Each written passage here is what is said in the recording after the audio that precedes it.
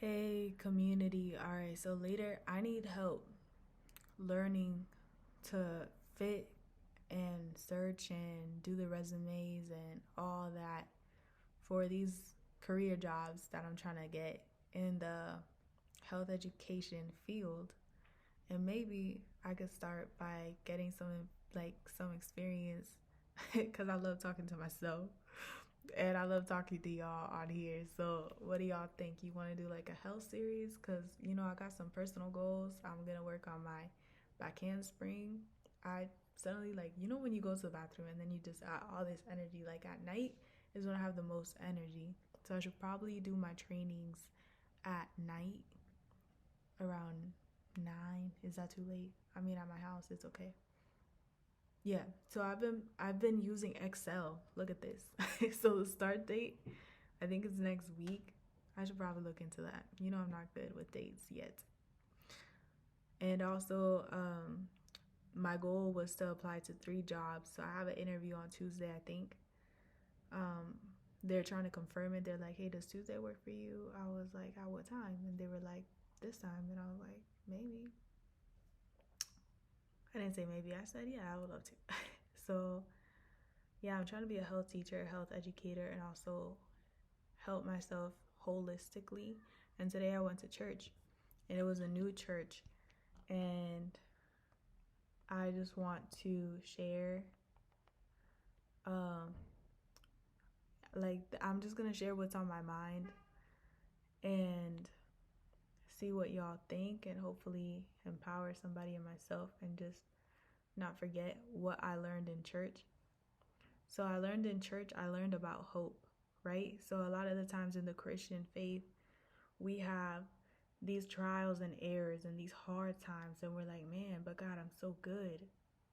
I'm so good. I follow your word. I love you. Why am I suffering this? And it's because we live in a broken world. And it's because the la lluvia le cae a todo el mundo, like it rains on everybody, right? And so you have to keep that in mind, that you have to go with endurance. But I've been talking with my sister, and I've been talking about with other people, and what do you guys think? Like, there's this concept in the Christian faith, they have to abandon yourself and take up your cross. So to me, I grew up in the church, right? I'm a pastor's daughter, and it was not helpful to feel that I needed to be perfect, or that I needed to make all these sacrifices that didn't make me happy. Ultimately, yes, you will go through trials and errors, but God is a God of love, peace, compassion, and He wants you to have things that make you feel happy, make you feel whole, because you will find joy in God. It's tied to Him, it's connected. All right, when you're aligned with what the universe wants, with what the Lord or Christ is trying to do with your life, you will ultimately, be fulfilled when your wants are His wants. He's listening when you pray with petition and prayer. He's listening. So just try not to think like, because I felt like this, like, now I can't listen to secular music. And that's okay. That's the path for some people. But God will convict your heart. So don't feel like it's a sentence, like you have to be perfect. Because God will use you where you're at. I can tell you, I've been broke before, I've been lost before. Um, I've had situations where maybe cousins were doing inappropriate stuff to me. Uh, and I've been able to come out of that by the grace of God. So I am using, tidbits of information about me, and what tidbits of information do you have that can help other people? So we reflected on John 14:2-3, and John 16:7, and then I wrote church is boring. And this is a point that I wanted to come up, because I hate PowerPoints. Hate is a strong word. I just don't like it because it's not engaging, and the PowerPoints didn't have any pictures or anything. So if you want to draw people to Christ, or make sure that you don't have to make it boring. I was expecting lots of people, gospel music. I mean, I know God can hear our voices and it don't matter, but it don't hurt. to have somebody who has that talent, that gift, and you can just bless us with that, with those high notes. I just don't understand. I mean, that's what I was hoping, you know? Like, what do you guys look for in churches? I was looking more for, the pastor was great, you know? They were praising and everything, and she said John 14, John 16, Galatians, um but I would have liked to see more of like what she was going through, how she was applying the word to her life. All right, so this is what I want to do for y'all, and this is what I'm going to do. I want that in detail tea, not tea, but like I love to hear people's, historia de superación, to know that God changes people and He's here with us. So let me just look through all my notes real quick. So how did I apply a verse to my life? And how does it reflect Christ? So I was in church when I was going through my hard breakup, and I was in my most resentful stages. And I think church is boring sometimes. It's long. I gotta sit on those hard chairs. And I'm like, okay. But I went for a little bit, and the pastor, he was talking about this one word that really, really struck me, and it resonated. It was misericordia. Do you know what misericordia means? It means mercy. It means compassion. It means like you don't hold on to wrongs, not because we deserve it. It's because we didn't and we received it anyway. That's misericordia. So we have to do the same for others if we want to embody Christ with our heart, with our mind. Misericordia.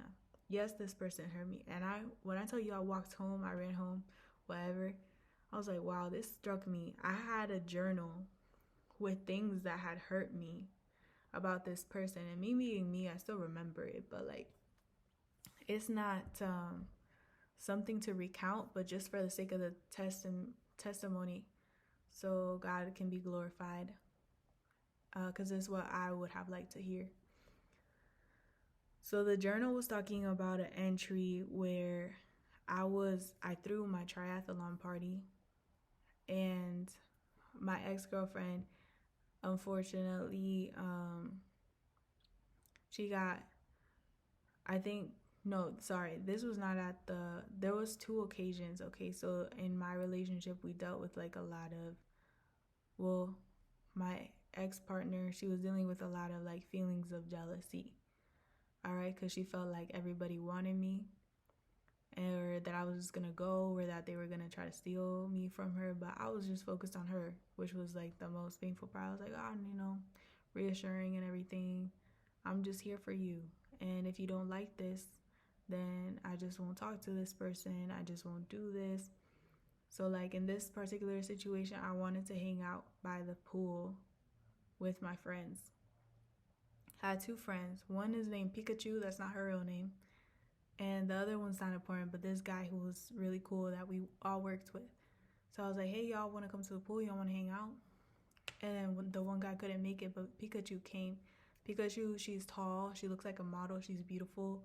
She's also has like leadership qualities, but she wasn't Penelope. Penelope was the girl that I was dating. Penelope had quirks that I loved. Just the way she would do stuff, just the way she was hospitable. There was nobody like her, because everybody has unique gifts, right? So I was not comparing. It's just everybody brings something different to the table. And I was not focused on Pikachu. I didn't know Pikachu was bisexual. I just thought we were friends. And she was dating her boyfriend. So that's confusing. And I asked her later, and I was like, girl, we were friends, right?